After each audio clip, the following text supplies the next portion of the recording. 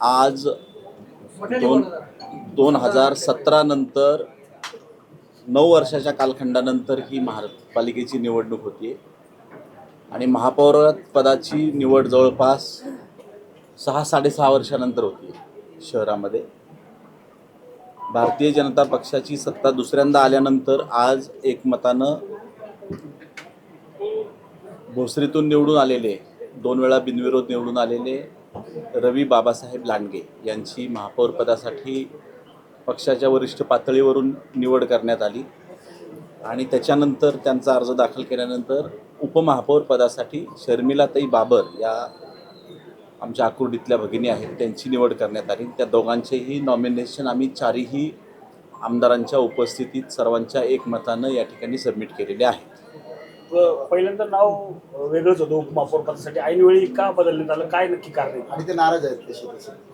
नाही, एक लक्षात घ्या, इथं दिसत नाही, इथं बरेच दिसत नाहीत ना, मग सगळेच नाराज आहे असा त्याचा अर्थ होतो. त्यांचं त्यांचं नाव असताना ते त्यांचं राज्य पातळीवरून नाव आलं होतं ना, प्रदेशाध्यक्ष नाव पाठवलं. हो मान्य आहे, परंतु काही बदल राजकीय परिस्थितीमध्ये घडामोडीत होत असतात. 6-6.5 मी जसं तुम्हाला सांगितलं, 6.5 वर्षानंतरचा हा कालखंड आहे महापौर आणि उपमहापौर नेमणुकीचा. त्यामुळं तुम्हालाही आठवत असेल की या अशा घडामोडी इथं पूर्वी सुद्धा भूतकाळात घडलेल्या आहेत. त्यामुळं ते आमच्या पक्षाचे फार जुने सदस्य आहेत आणि एकमेव नगरसेवक आहेत की ते 3 वेळा निवडून आलेले आहेत. त्यांची नाराजी नाही, परंतु वरिष्ठ पातळीवर त्या पदाकरिता दुसरं नाव इच्छुक झाल्यानंतर निश्चितच त्यांच्या विचारानुसार शर्मिलाताईंची नेमणूक आम्ही करण्यात आली आणि त्यांचं नॉमिनेशन आम्ही आता सबमिट केलं. स्टँडिंगसाठी तरी त्यांचा विचार होईल का, कारण की ते स्टँडिंगसाठी पण आग्रही आहे. मागच्या वेळेस पण त्यांना स्टँडिंगचा विषय हा येत्या 10-15 दिवसात ठरेल. सत्तारूढ पक्षनेतेपदी माझी आणि महापौरपदी रविभाऊची निवड झाल्यानंतर या शहरामध्ये महिलांना सुद्धा तेवढंच प्राधान्य देण्याची भूमिका गेल्या अनेक वर्षातली तुम्ही पाहताय. तोच प्रयत्न यशस्वी करताना शर्मिलाताईंची नेमणूक उद्याच्या काळात उपमहापौर म्हणून झालेली असेल, एवढं मात्र मी तुम्हाला एकदम स्पष्टपणाने सांगतो. कोणतं पद मागितलं होतं त्यांनी, त्यांची मागणी काय होती? कुणी शीतल शिंदे. नाही, मागितलं नव्हतं कोणतं, परंतु एक लक्षात घ्या, शीतल शिंदे हे पूर्वी महापौर पदासाठी सुद्धा इच्छुक होते. त्यांच्याबरोबर 10 सहकारी आमचे इच्छुक होते. ऑब्व्हियसली पद एकच आहे तर एकाचीच कुणाची तरी निवड होणार आहे आणि वरिष्ठ पातळीवर सुद्धा त्यांची सुद्धा कसरत होत असते, या आमदार लोकांची कसरत होत असते की कोणाला निवडायचं. आपले सगळे सहकारी चांगले असतात, त्यामुळं ऑब्व्हियसली काही ना काहीतरी कॉम्प्रोमाइज करून आणि त्यांना काही भविष्यातल्या कमिटमेंट करून या गोष्टींना कुठं ना कुठेतरी वेळ द्यावा लागतो. म्हणून त्यांना विनंती करून उद्याच्या काळामध्ये त्यांना जे काय अपेक्षित आहे ते देण्याचा प्रयत्न भविष्यात केला जातो. निष्ठावंतांना डावललं जाते भाजपमध्ये. नाही, असं काही नाही, निष्ठावंतांना डावलायचं काय कारण. कार्यकाळ वाटणं जाणार आहे, तो वरिष्ठ पातळीवरून निर्णय ठरेल. मुख्यमंत्री साहेब आणि प्रदेशाध्यक्ष आणि प्रमुख मंडळांच्या चर्चेतून तो निर्णय होईल भविष्यात. एक लक्षात घ्या, मी तुम्हाला तेच सांगतो, इथं जे आहेत ते आनंदी आहेत आणि जे नाही आहेत ते दुःखी आहेत असं काही समजायचं कारण नाही. परंतु ते देखील महापौर पदासाठी इच्छुक होते ना, परंतु एक लक्षात घ्या, आहेत का? तुमच्या माहितीसाठी तुम्हाला जे पत्र सगळ्यांना प्राप्त झालेलं आहे ते कोणाच्या नावाने? आपण सत्तेची सुरुवात आहे, महापौर पदापासून परत प्रशासकीय कार्यकाल संपणार आहे आणि सत्ता सुरू होणार आहे. भाजपची पहिल्यापेक्षा जास्त जागेहून सत्ता आली, ते शहराध्यक्ष होते, ते पाहिजेत ना अशा चांगल्या एक प्रसंगी. लक्षात घ्या, ते स्वतः ते इच्छुक होते, यात काही दुमत असायचं काही कारण नाही. नाराज झाले. परंतु पक्षाची जबाबदारी सुद्धा ते विसरलेले नाहीत. त्यामुळं मला त्यांचा स्वतः फोन आला की जे काही सोपस्कर या पदासाठी जे फॉर्मॅलिटीज ज्या आहेत त्या फॉर्मॅलिटीज तुम्ही करून घ्या, नाराजीचा विषय नाही. आणि मी जसं म्हटलं, जसं तुम्ही आता एक प्रश्न केला की याच्यामध्ये वरिष्ठ पातळीवरून उद्याच्या काळात चांगला निर्णय सुद्धा त्यांच्या बाबतीत होऊ शकतो. त्यामुळं मिळू शकेल. हे बघा, जर तरला मजा नाही. मी तुम्हाला इथं आता 7-8-9 वर्षानंतरच्या कालखंडानंतर मी काहीतरी सांगणं चुकीचं होईल. बापूंना मी फोन केला होता, त्यांनी मला मनापासून शुभेच्छा दिल्यात. पक्ष नक्कीच त्यांच्याबद्दल चांगला विचार करेल. पुढच्या वेळेस उत्तर करेल का?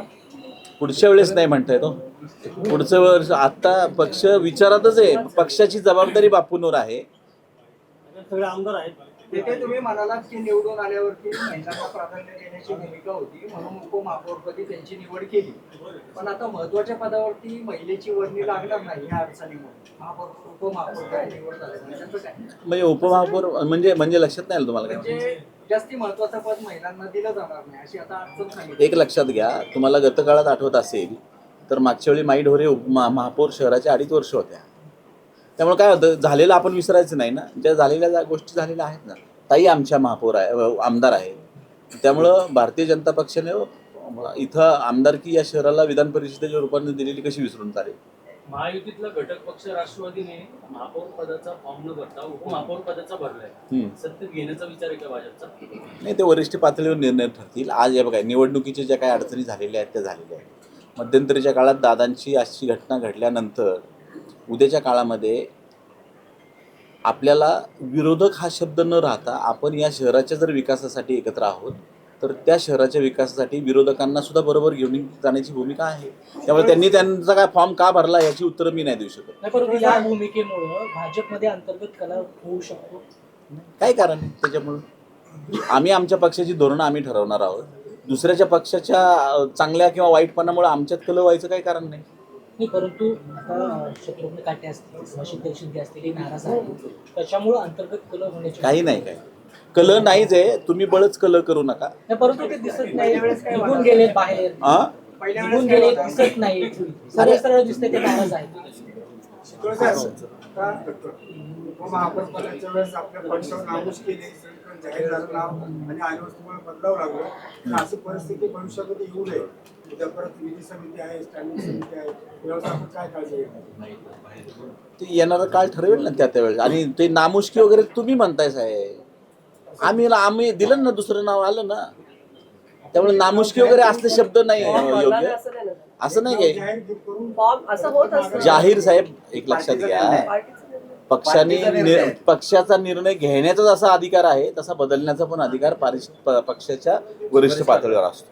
त्यामुळे त्यांच्या आदेशाच्या पुढे आम्ही लोक कोणी जाऊ शकत नाही. त्यामुळे त्या पक्षाच्या आदेशाप्रमाणे, विनंतीप्रमाणे आपण हा निर्णय घेतलेला आहे.